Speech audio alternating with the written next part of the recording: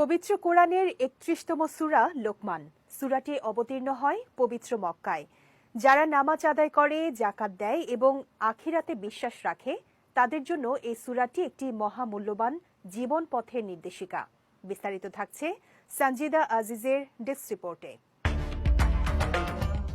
পবিত্র কোরআনে সূরা লোকমান এক অনন্য দিক নির্দেশনা। মূলত লোকমান হাকিম, যিনি তার পুত্রকে অসাধারণ কিছু উপদেশ দিয়েছিলেন, সেই উপদেশগুলোর মূল বার্তাগুলোই সূরা লোকমানে উল্লেখ করা হয়েছে, যে উপদেশগুলো জীবনের চলার পথকে বদলে দিতে পারে। আল্লাহর একত্ববাদ মেনে চলাই হচ্ছে ইসলামের মূল ভিত্তি। শিরক করা সবচেয়ে বড় গুনাহ এবং এটি চরম সীমা লঙ্ঘন। তাই সূরা লোকমানে এমন কাজ থেকে বিরত থাকতে বলা হয়েছে। নামাজ শুধু দৈনিক এক প্রকার ইবাদত নয়, বরং এটি আল্লাহর নৈকট্য লাভের মাধ্যম। নামাজে দাঁড়ালে মনকে স্থির রাখার চেষ্টা করা জরুরি, যেন শয়তান আমাদের মনোযোগ বিভ্রান্ত না করে।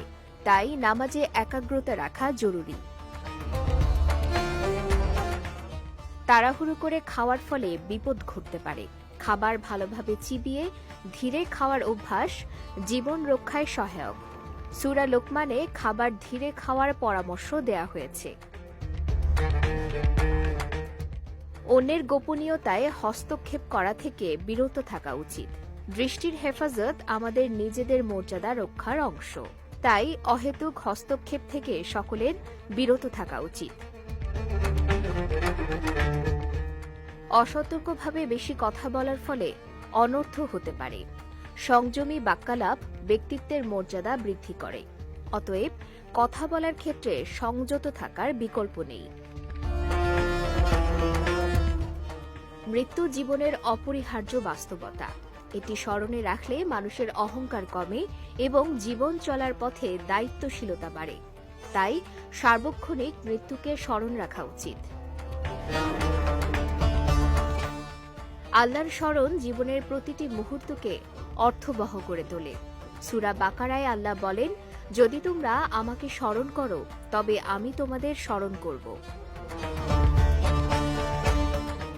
উপকার করার পর তা নিয়ে খোঁটা দেয়া উচিত নয়। প্রকৃত দান তাই যা বিনিময়ের প্রত্যাশা ছাড়াই করা হয়। তাই উপকার করে তা ভুলে যাওয়াই শ্রেয়। ক্ষমার গুণে মানুষের হৃদয় জয় করা সম্ভব।